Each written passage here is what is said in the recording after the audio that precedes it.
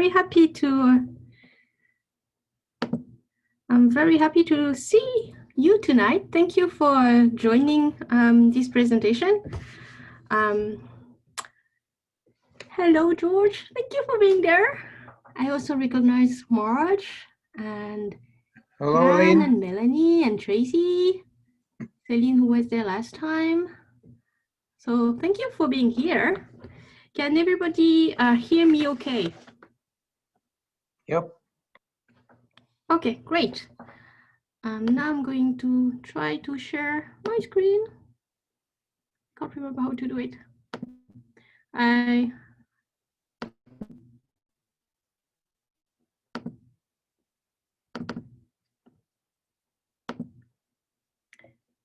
we start.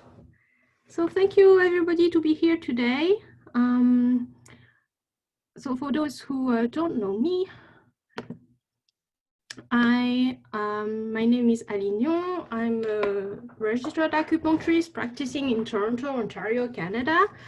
And I'm also an alumni from the Ontario College of Traditional Chinese Medicine. And today is the day where we'll tell you about how to keep healthy in spring with traditional Chinese medicine. So first, let's start with gratitude, because this is very important to me. First, I would like to acknowledge that the land we are meeting on is the traditional territory of many nations, including the Mississauga of the Credit, the Anishinabek, the Chippewa, the Haudenosaunee, and the Wendat people, and is now home to many diverse First Nations, Inuit, and Métis people. I also like to acknowledge that Toronto is covered by the Treaty 13 with the Mississaugas of the Credit. I also would like to thank the Ontario College of Traditional Chinese Medicine, who is enabling this webinar, and also the Toronto Integrative Medicine Center, which is the professional clinic of the Ontario College of Traditional Chinese Medicine, where I also practice. And also, I would like to thank you for being here tonight. First, disclaimer, this webinar is for educational purposes only. So if you have any issues with your health, please always go first to your healthcare provider. Never disregard anything, any advice that they would give you because you learned something from this webinar. First, I'd like to introduce myself. So my name is Aline. I was born and I grew up in France. I'm of Chinese and Cambodian descent, and I live in Canada since 2016, so almost 5 years now. I have a bachelor's degree in life science, and then afterwards I went to study biotechnology management. So I have my master's degree in biotechnology management. I worked for 10 years in the pharmaceutical industry, and after 10 years, I decided to change careers, and I went back to school and studied acupuncture, and I'm now a registered acupuncturist. What is traditional Chinese medicine? So this is a revision for those of you who were here last December for my winter meeting. First, when you look at those pictures, what do you see? On the left side, some of you would see either a duck. We could see here the beak and the eye of the duck, or you could see the rabbit. So instead of, the eye is still the same here, but instead of a beak here, we would see the rabbit ears. This image is to show you that when you look at one thing, we could have different point of views. Two different people could see two different things, but yet the image is still the same. And same for the glass on the right-hand side here. Some people would say it's half empty, other people would say it's half full, but nobody is wrong because both people see the same thing. And same as health, traditional Chinese medicine has a different perspective on health. It's different, it sees different things than what biomedicine, modern Western medicine would say, but yet it also treats patients effectively, and it works. So as I said earlier, traditional Chinese medicine has a different perspective on the human body. So on the left side, we'll see drawing from, I forgot the name, Da Vinci, where in biomedicine, they really describe the human being as it is. You see something and you describe it as it is. Whereas in traditional Chinese medicine, believe it or not, this painting is actually a representation of the human body. So as you can see, it doesn't really look like a human body. Here, for instance, we can see the sea and the water, so that would represent the kidney meridian.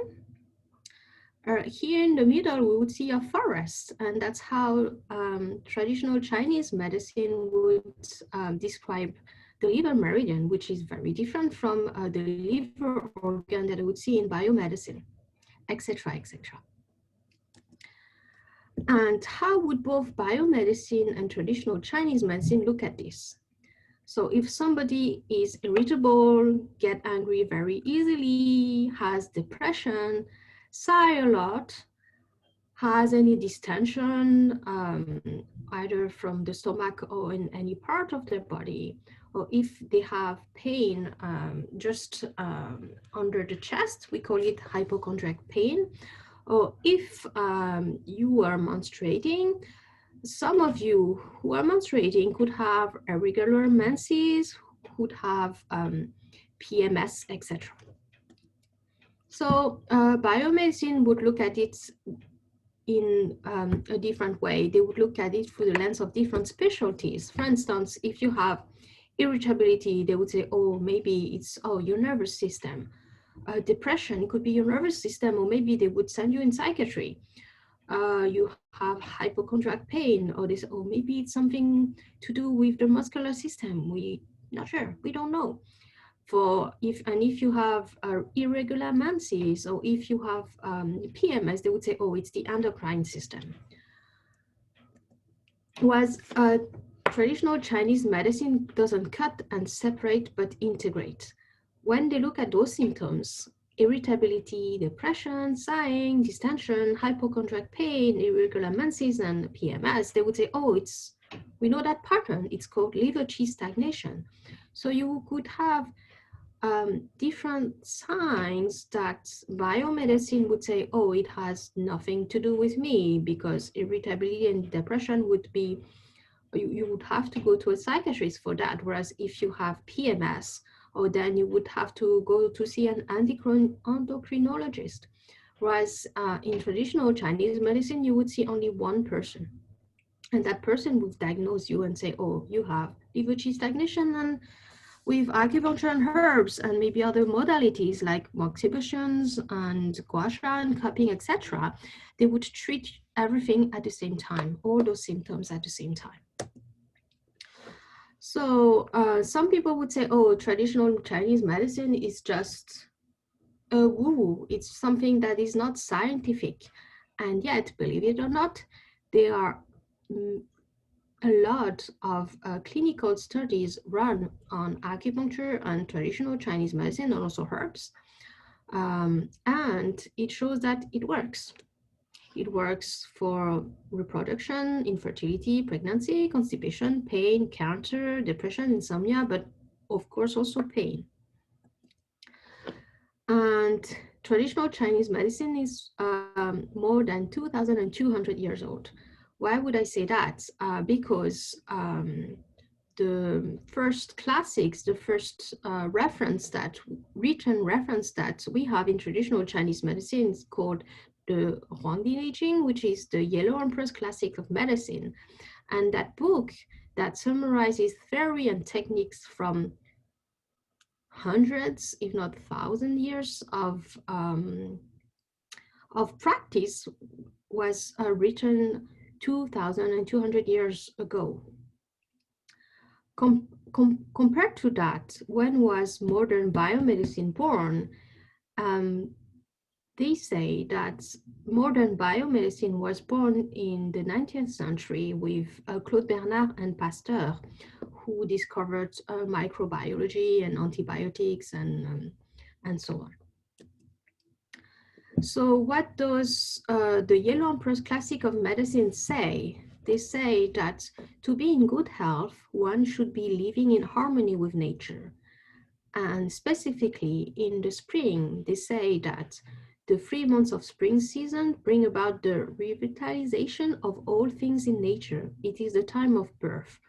During this season, it is advisable to retire early and also arise early and go walking in order to absorb the fresh, invigorating energy. One should attempt to be open and unsuppressed both physically and emotionally. What does that mean? Let's dive in then. Spring in traditional Chinese medicine. So I'm still not good with Zoom meeting, so I still can't see if you're writing or chatting with me. But I would like to ask you, how was the winter with you? For hopefully most of us in the winter, as I said in my last webinar, it's the time to hibernate. So hopefully a lot of us during the winter, most of what we did was sleeping, eating, and do very, very little movement. At least that's what I did. So when you were hibernating in the winter, you felt great. It was fine that all winter, all you did was eating, sleeping, and doing nothing.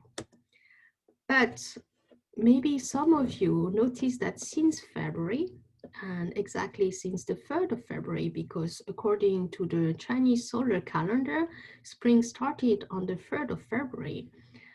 Did you notice that you were more restless, more irritable, more impatient, that you were fed up with this lockdown and you want to go out in nature, even if here in Toronto it was so cold? And maybe some of you had tinnitus ringing in the ears. Some of you who tend to have migraines started to have worse symptoms, that the migraines were worse or coming more often, or some of you would be bloated. Why is that? It's because spring has started. So so we have two Chinese calendars. So first we have the solar calendar that would tell us when the season starts. So historically, farmers were using that calendar because they would know when, for instance, to sow the seeds or do the harvest. So according to the solar calendar, on February 3rd, 4th, that's when spring started with Lichun. And we also have the lunar calendar that doesn't exactly do the same dates as the solar calendar. And according to the lunar calendar, we entered spring on the 12th of February with Chunjie, which is the spring festival, also known as Chinese New Year. In any case, according to both calendars, we are in spring. So for those of you who are a bit curious about spring and the season and when the season starts in the Chinese solar calendar, so this year spring started on the 3rd of February, summer will start on the 5th of May, and autumn, the fall will start on the 7th of August, and winter will start on the 7th of November.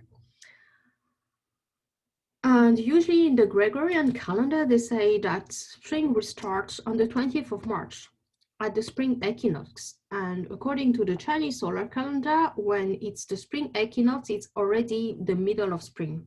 And same for the rest, which means on the summer solstice, it's already the middle of the summer, according to the solar calendar. And same for the autumn equinox, it's the middle of the autumn, and the winter solstice is the middle of the winter already. So spring in traditional Chinese medicine means birth. I took this picture that you can see here last weekend, actually, near where I live. And as you could see, you can see already a bud on that tree, even though last weekend it was still snowing. So in Chinese medicine, what is spring? So spring symbolizes birth and rebirth.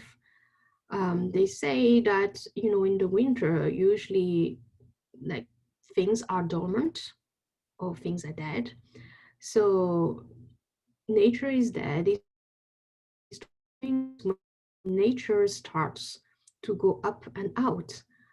How can I explain that? Let's say in winter, the energy is yin. So that's why in the winter, most of us, what we want to do is just sleep, do nothing. We want to be dormant just like nature.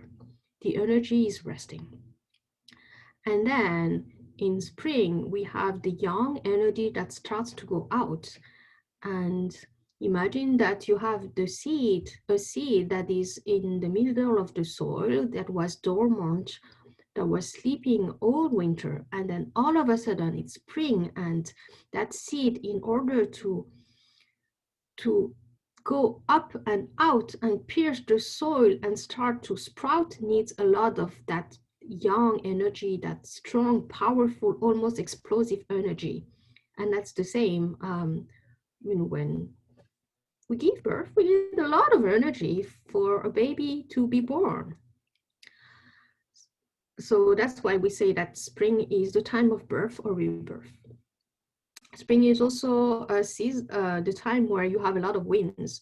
Maybe you noticed today in Toronto, there was a lot of wind.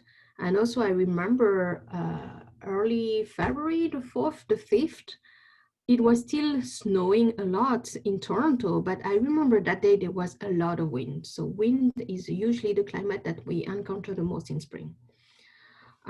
Spring in traditional Chinese medicine is also associated with the wood element and the green color.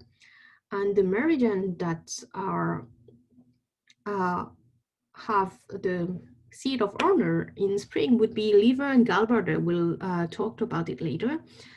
And the liver and the gallbladder are, they say they manifest in the eyes and on your sight. So maybe now, you want to see things, you want to go out.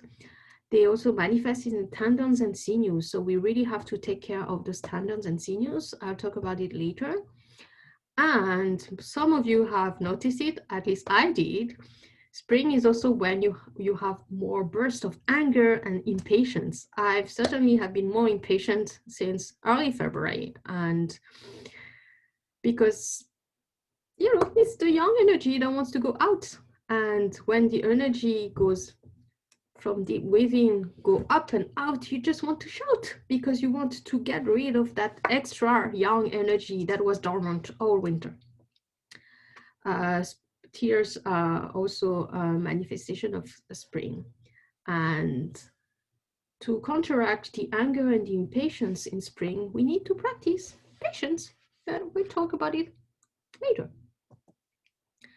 So with all the information I've just said, how could we stay healthy in spring? So those are my suggestions. First, we need to arise and retire early, which means go to bed early and get up early. Maybe you remember in the winter, it was go to bed early and get up late, because in the winter, it was the dormant energy. We needed as much sleep as we can. Whereas now, we need to get up early. We need to get up early to take advantage of all that young energy that is at the spring of the day, which is early in the morning. And since you're getting up early, I guess you also need to go to bed early, otherwise you'll be so tired. Spring also, you have all that energy that goes up and out and goes to the muscles and the tendons, because those are the organs that are regulated in spring. So we would want to exercise more, and we should, because we need to get all that energy moving, otherwise it stagnates and then we become impatient and angry. I said earlier that spring is also when the tendons and the muscles have the seat of honor. So we also need to stretch our muscles in spring, because most of the time what happened is during the winter, we were sleeping. It was the dormant time, so we didn't do much. And after 3 months of doing nothing, you need to exercise. And if you want to exercise properly without injuring yourself, better to stretch your muscles. Spring is also the time when we need to develop emotional equanimity, which means we need to develop patience, we need to breathe, so we won't give in into our burst of angers and damage our health. Also, there are foods that need to be eaten in spring that wasn't the case in the winter, for instance. And because there's a lot of wind during the spring, we need to cover our neck so we won't catch any cold or any disease. And spring is also the time to start new things. The New Year's resolution, for instance. So maybe you remember that the New Year's resolution don't start on the 1st of January because it's still the winter. But if we want them to be successful, those New Year's resolution, we should start in spring, on Chinese New Year. And also in spring, it's the renewal, it's the rebirth, and it's also a very good time to add joy in our lives. So first, resolution in spring: rise and retire early. As I said earlier, in spring we need to get up early. Ideally, we would get up early when the sun gets up, and then we would go out at the spring of the day and walk in nature. So we would be invigorated by the young energy of nature. Maybe some of you have noticed that. I certainly did, because I am a very hibernating animal, and lately I wanted to go out in the morning, which is not me, at least not me in the winter. And rise early and retire early. What does that mean? So ideally we would go to sleep when the sun sets, and we would get up when the sun rises. So if you had followed the winter recommendation, which was to go to sleep earlier, keep doing that, going to sleep earlier. Earlier than what? Earlier than, I don't know, midnight. But ideally you would go to bed by 10 or 11. It's important to be asleep by 11 p.m. Why? Because those are the time of the gallbladder and the liver meridians, because in Chinese medicine, here you have an unusual clock. It's actually a 24-hour clock. So here you have noon at the top, and at the bottom you have midnight.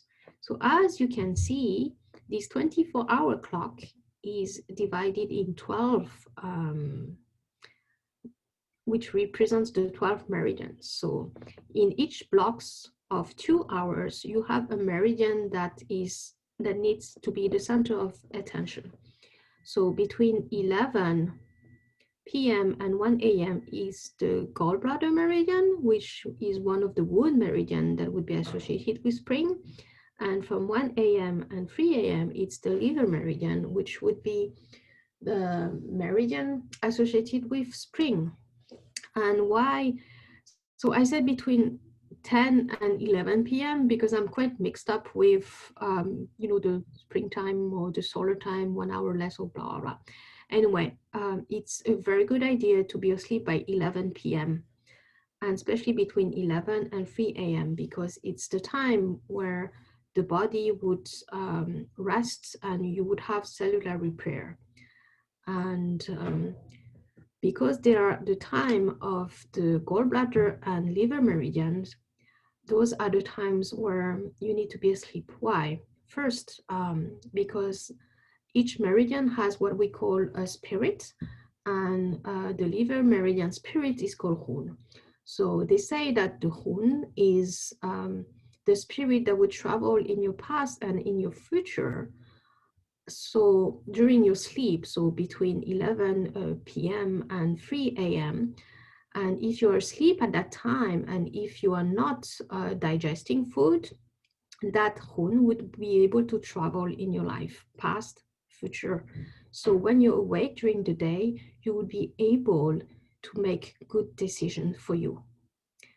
And in Western medicine, they say that the liver, in Chinese medicine, the liver meridian is also the meridian that is in charge of storing your blood.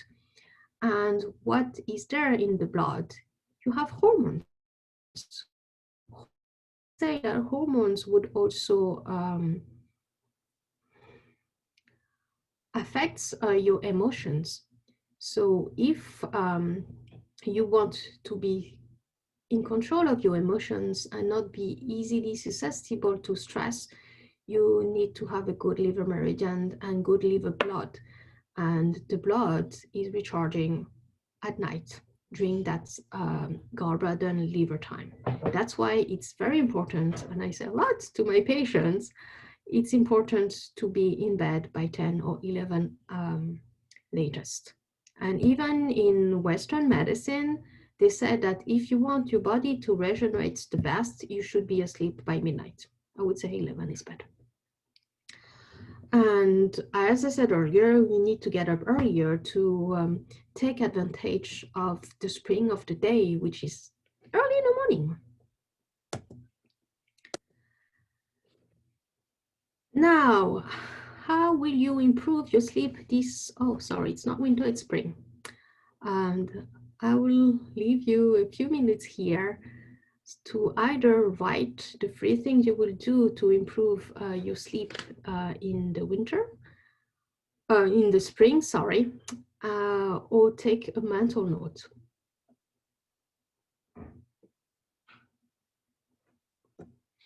And also, by the way, if you have any questions, do feel free to write them in the chat. I will answer to them at the end of the presentation.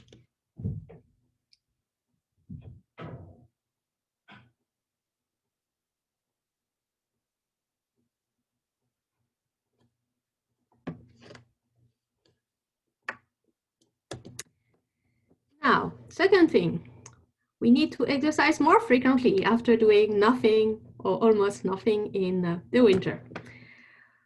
So in spring, the energy goes up and out. As I said, the seed needs a very strong energy to be able to pierce the soil and grow.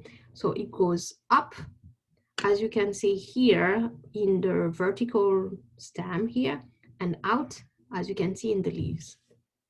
And same for our energy. The energy in our human body would go up and out, and it goes mainly to the muscles, the tendons, because that's the spring, where the spring organs. And we need to get that energy moving, because when the energy goes up and out, usually they would go up to the shoulder.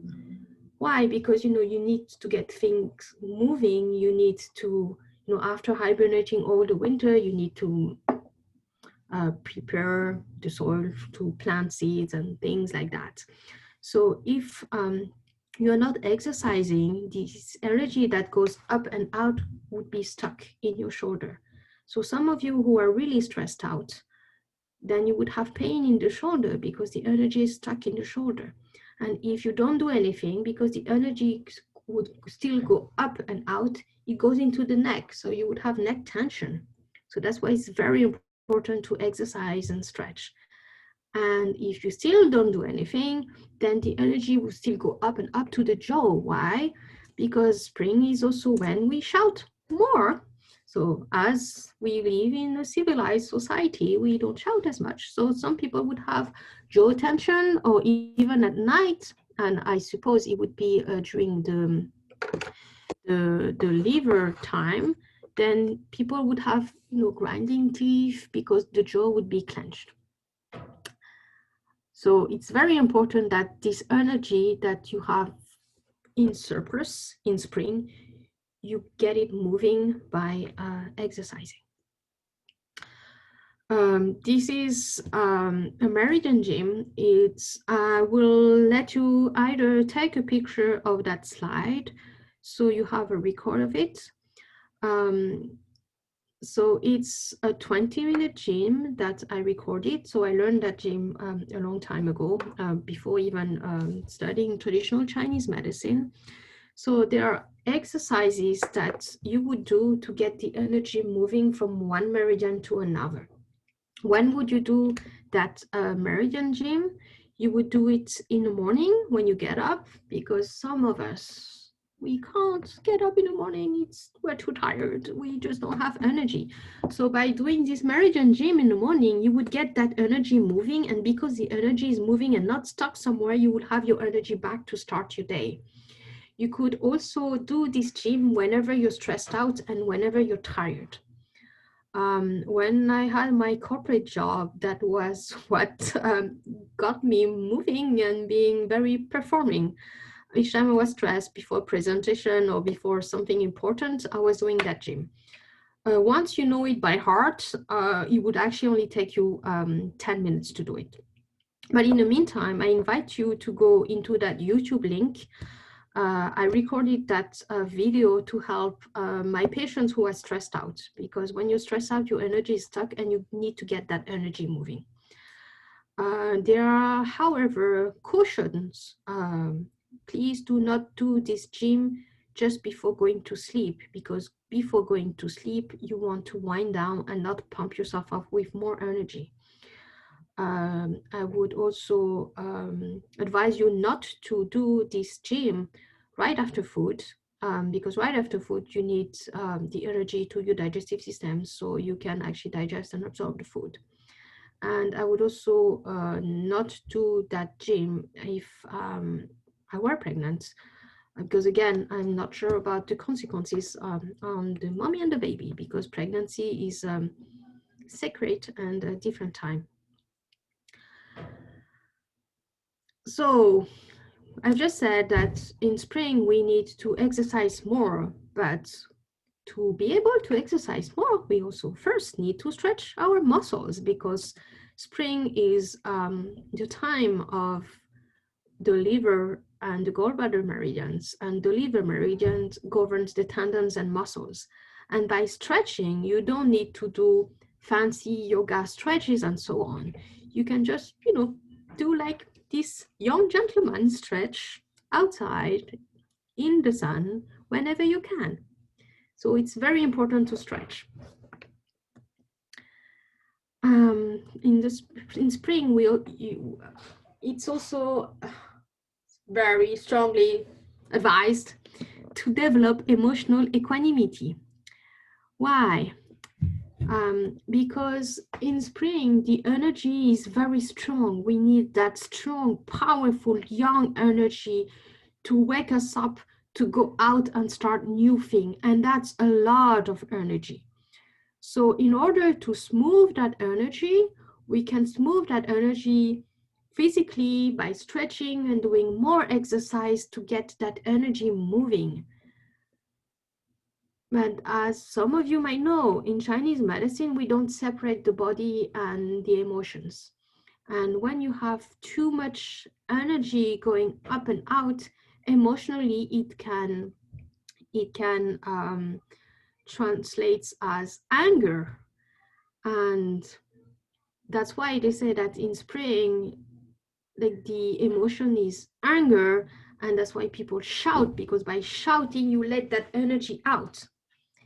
And yes, by shouting, you let that energy out, but that can damage relationship.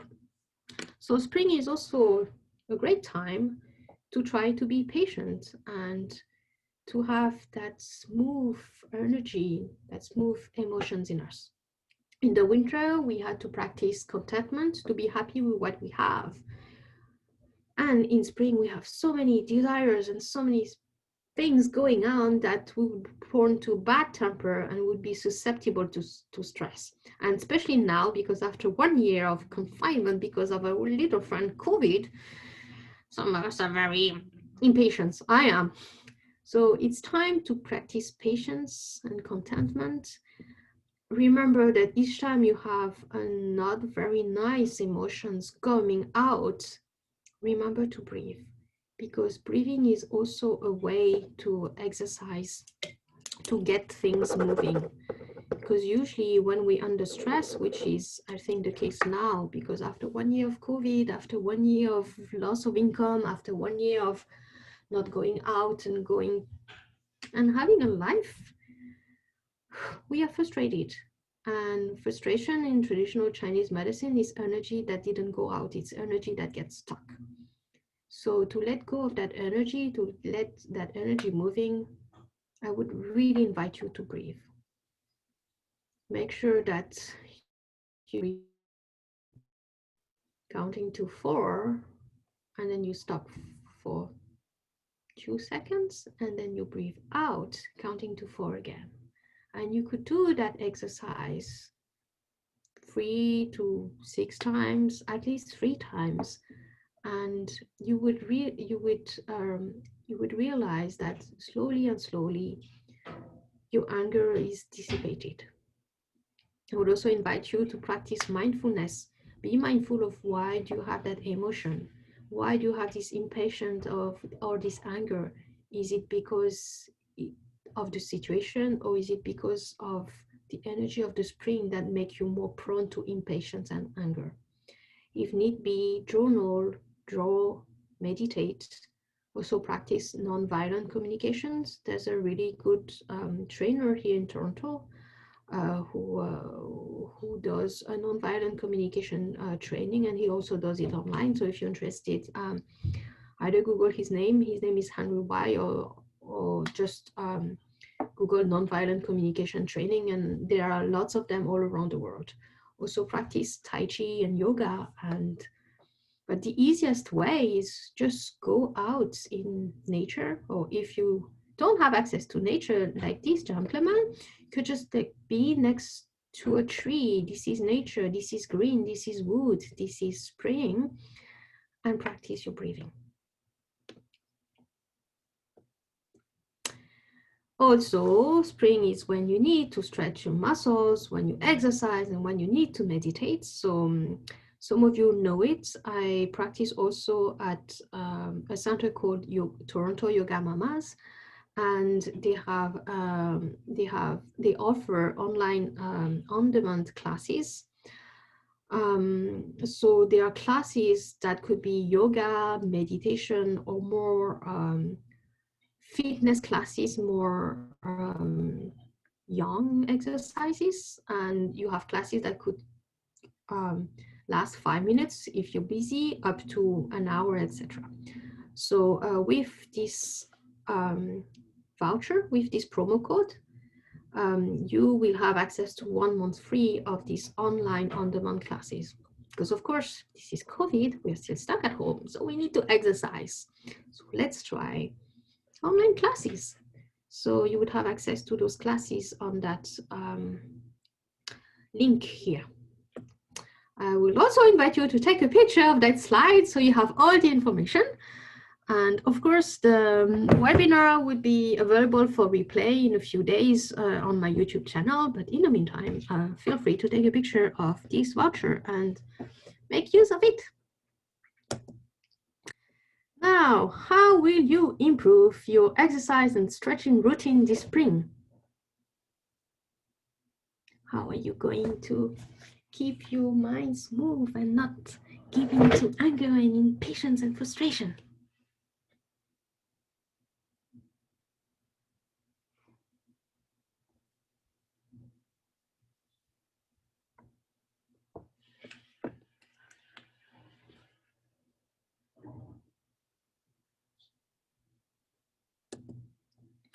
Now, what should we eat in spring?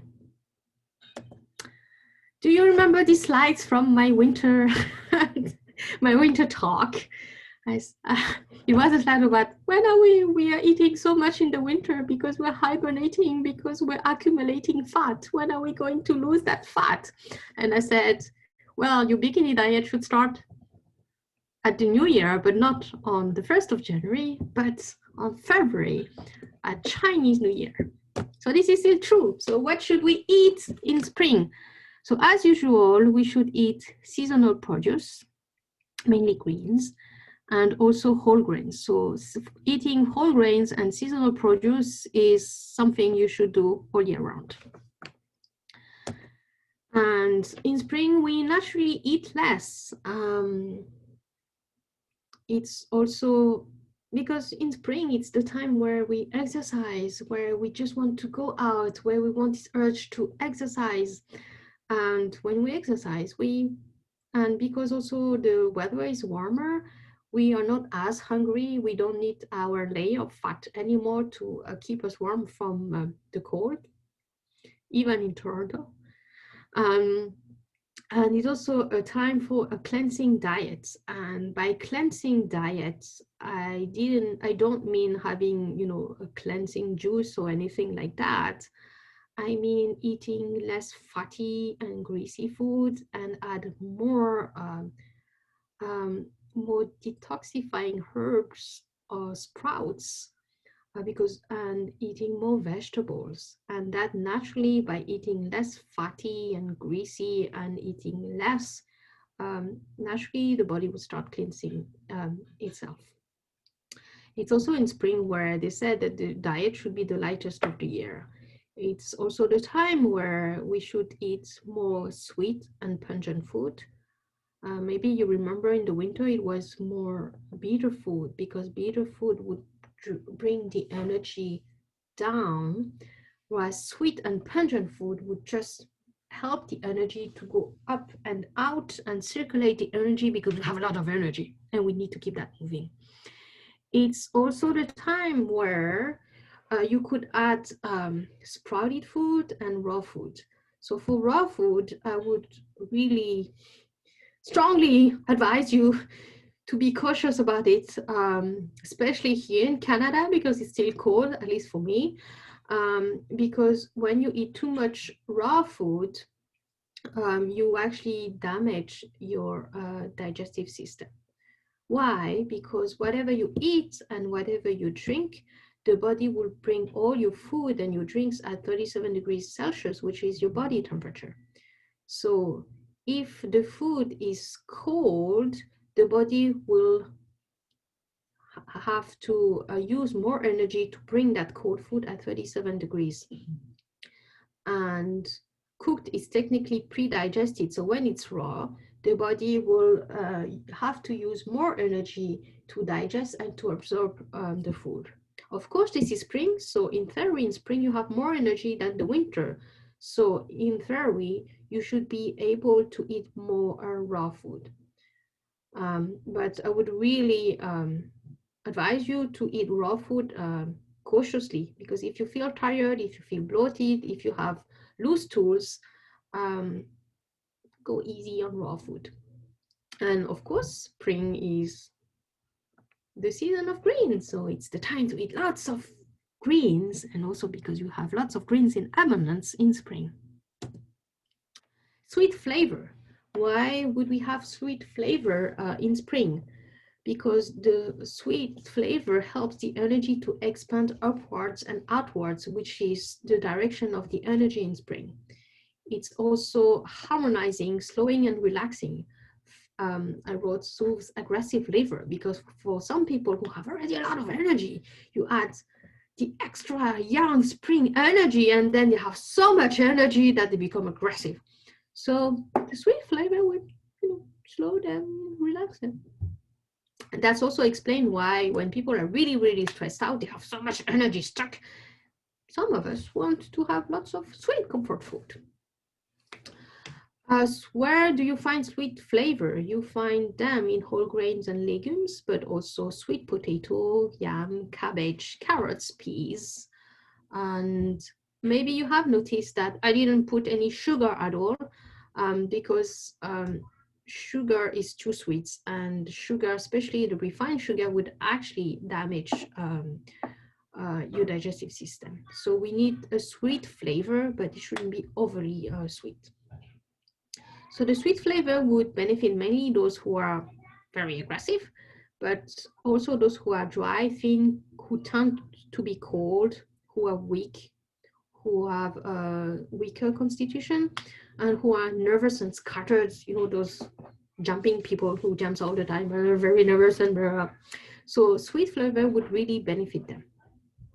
And again, caution, not too much sweet flavor because it weakens the spleen meridian, which is your digestive system, your ability to think and study, and also the kidney meridian, the life meridian that we were talking about last webinar.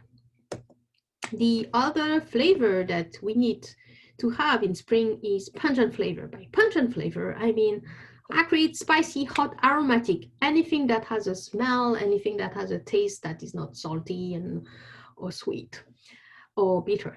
It stimulates the circulation of energy, and you have two types of pungent flavors. You have the warming ones, so for those who tend to be cold, who tend to be sluggish, that would be ginger, garlic, rosemary, onion, pepper, or the onion family. So it could be chives, it could be onion and spring onion, of course.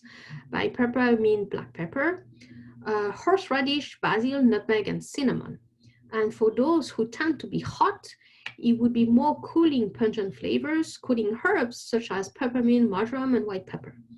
You also have neutral pungent flavor. Those are taro, turnip, and kohlrabi.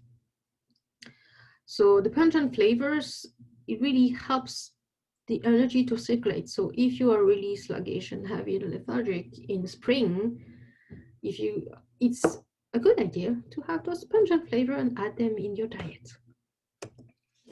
So how do we cook in spring? Maybe you remember that in the winter, it was more roasting and soup and stews. We had to cook them for a long time at a low temperature. So in spring, the food is better cooked for a shorter time at a higher temperature. So it's the time to eat sprouts because sprouting is kind of pre-cooking. Stir fry, which is lightly cooked. So ideally, the inside would still be crispy and uncooked, whereas the outside would be cooked and warm. This picture doesn't do justice to stir fry. That is supposed to be lightly sauteed because it was me who did the dish and I'm not a great cook. But anyway, you got the idea. Quickly stir fry. And also lightly steam. So we'll have the best of both worlds. So you still have the kind of rawness of that it needed for spring, but it's still warm and it's still cooked, so it's easy on your digestive system. But of course, those diet recommendations and cooking recommendations have to be balanced according to your constitution, to your health, and also to the weather. Because I know that right now in France, in my hometown, it's 15, 18 degrees, so it's warm, so they can eat more sprouts and most likely cooked vegetables, whereas in Toronto, it's still around 0 degrees. So of course, we would need more warming spices. Now, how will you improve your diet this spring? What will you do compared to last season, compared to the winter?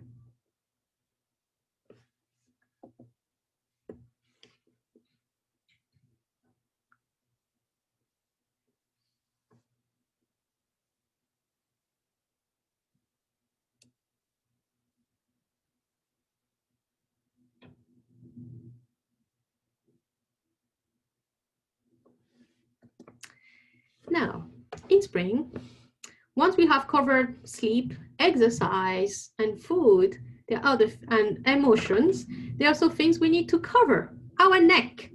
Why? Because in spring, as I said earlier, it's also the season with a lot of wind. It's a windy season. And in Chinese medicine, they said disease arrive with wind. And in acupuncture, we have wind points, what we call wind points. They are acupuncture points that are at the back, at the head, and on the neck. And it's very important to cover those points when it's windy outside, so wind and disease will not enter your body. And you can see in that picture, this beautiful lady She has a scarf, but we could also see that there's a lot of wind when we look at her hair. So please keep wearing a scarf, keep the back of your neck and the back of your head covered if you don't want to catch a cold during spring. Also, spring is the time to start new things. By new things, I mean new projects, but also those New Year's resolutions. Indeed, spring is the time for birth and rebirth.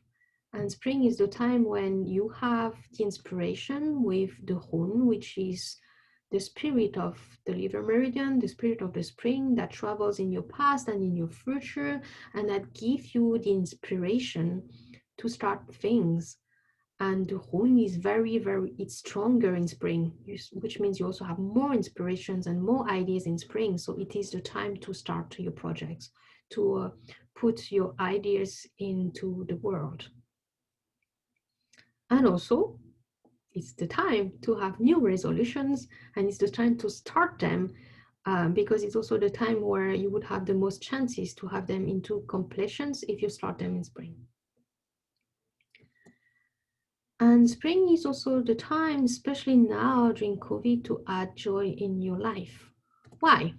Maybe you remember that cycle that I showed at my last webinar. So for those who were not there in my last webinar, I would invite you to either contact me so I could give you the link of my YouTube channel, or just Google my name and on YouTube, Aline Yon, and you look at the winter talk, and it's the first 30 minutes of the talk where I explain how this works. So spring is the wood season, so that's where we are. And just before we had water, the winter, and after spring we will have fire and the summer. Earth is a mid-season and autumn is metal. So for life to happen, we need that cycle to move, which means if you did take care of yourself well in the winter, then taking care of yourself well in the winter prepare you to be healthy in spring. And in spring, you need to do exercise and to eat the spring food and not giving into anger, and then it would prepare you into the joy of the summer. And sometimes we have too much wood in spring, too much energy, the energy is stagnant. And when you have too much wood, what do? Well, you burn them. So let's add more joy in your life, and whatever joy means to you, if it's just dancing in your living room and do anything that makes you happy, I really encourage you to do that. Take care of your wood, go out and exercise, and if that's not enough, if you're still very stressed out, if you're still very frustrated and angry, then add joy, burn that extra wood. It would help you for the following season.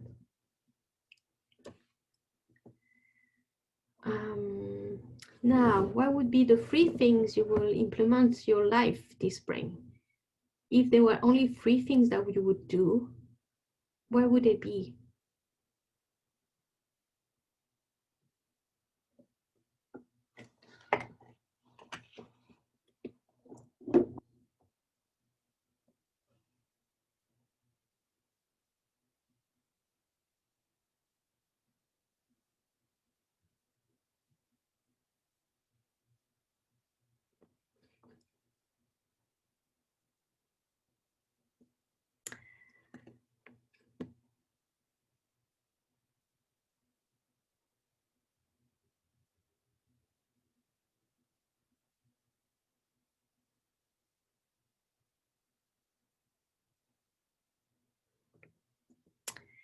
Now, for those of you who have still issues this spring, that despite all the exercise, the diet, the sleep, the journaling, etc., you still need help from traditional Chinese medicine, my teacher and colleague, William Sang, and I are offering a $20 discount from your first acupuncture treatment during March. The promo code is SPRING. So what you could do is just book your appointments, and in the comments you just put spring promo, and then you will have the $20 discount from your first acupuncture treatment, and it's at the Toronto Integrative Medicine Center. So William does acupuncture, but he also prescribes Chinese herbs, which is not my case, and he speaks English, Mandarin, and Korean. He has more than 20 years experience. He graduated in China. He has a lot of experience. And if you prefer, you could me. I speak English, French, and Khmer. Again, I invite you either to take a picture of this slide if you want to benefit from the spring promo. Thank you very much for this talk. I'm super proud of myself because I didn't go over time like last talk. If you want to keep in touch with me, so my name is Aline Yon. I'm Dame Acupuncture. So you can write to me at aline@dameacupuncture.com. This is my website, www.dameacupuncture.com. You could find a practice out of 2 clinics. One is the Toronto Integrative Medicine Center, which is the professional clinic of the Ontario College of Traditional Chinese Medicine. And I also practice at Toronto Yoga Mamas on Beaches, Greenwood, at Queen Street East. If you enjoyed that webinar, my next webinars would be in April. That would be organized by Yoga Mamas, where I would talk about acupuncture for fertility.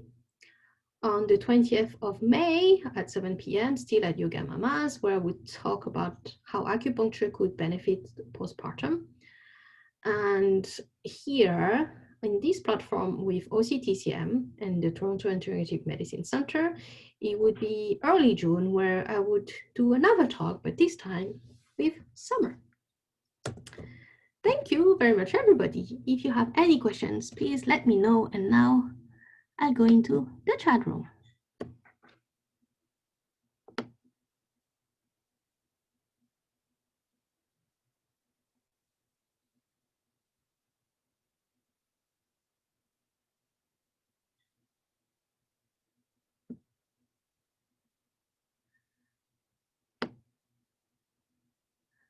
Okay, so SL Chong had to leave at 7. So yes, a replay would be sent. So what I will do is I'll send an email to everybody with the link of the replay once it's up. Ariane, your resolutions: have early dinner, exercise, likely in the morning, walking, like good for spring so we can go to bed early. Great idea. Yes, nonviolent communication was created by Marshall Rosenberg. So yes, lots of resources on that, and you can even do it with children and do it as a family. I do that for my very spring little boy who has lots of energy and lots of bursts of anger. Thank you, Jenny, Madison, Marjorie, Donna. So how about those who live in a tropical country? Well, maybe you mean that the countries where they don't have so many seasons? I would say that even in a tropical country, there's always a season where after nature is dormant, after a rest in agriculture, people start farming again. They start plowing the land and putting seeds. That would be the spring season. So at that time, they would, how can I say? They would still need to exercise more and not giving into anger. The difference that I would see is compared to cold Canada, for instance, they are allowed to eat more raw food than us because the weather is warmer.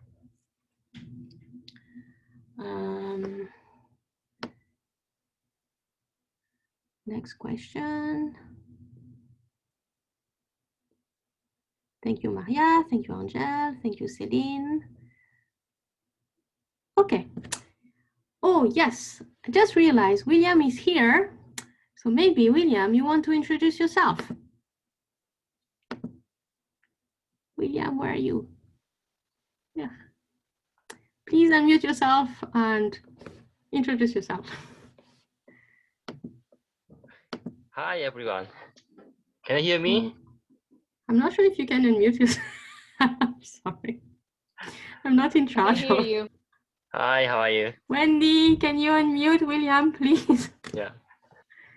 I just saw you. We heard the very good William, you're on lecture mute. We cannot hear by you. Aline. Really, just good information. Yeah. I just want to introduce more in the how to care in the spring day. A very simple way. I just was talking the one thing. Maybe you drink more water. You keep in the moisture in the skin, but not cold water, just warm water. This is very good for our skin and developing my immune system also. Okay, and don't eat too much is the sour food. They're making more excess type of the Can you hear liver. William, or am I the only one who cannot hear him? Can I hear me? I can hear him.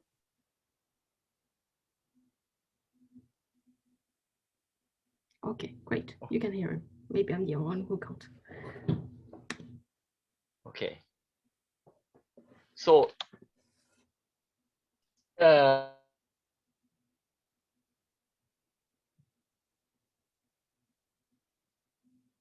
if somebody is deficient or have some stressful day, so don't eat too much sour food in the spring. Just a little bit sweet is better to protecting the liver problem. So and drink more just warm water. That's very important part because in the winter we eat a lot of food, just making the fat in the everywhere. So we need to reduce the weight. So yeah, drink more water, and then enjoy the sunshine outside. That is very important thing. In TCM, we mostly just best important thing is just make balancing in our body. So in the springs, wood energy too strong. So control your wood energy. How to control just relax, don't make too much stress, and drink more chrysanthemum tea. Maybe it's more good for your some nourish your liver. So and everything is Aline already talked in his lecture, so I don't want to more talk in the more detail. So I just talk like now. I just finished now. So we have a good time in this lecture in the today. So I'm so happy we talk with you guys. I'm so happy now.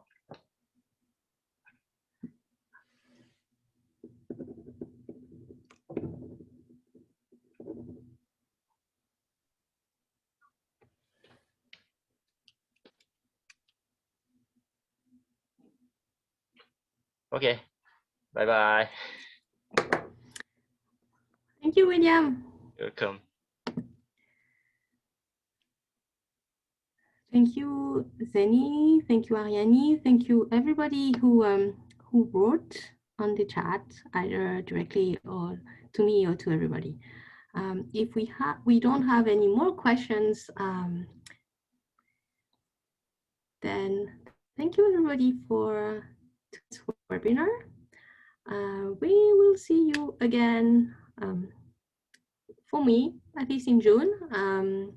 I'm sure there will be other speakers because what's happening is the Toronto Integrative Medicine Center has usually a webinar the first Monday of each month. And thank you everybody again. Stay in touch and good night everybody. Bye-bye.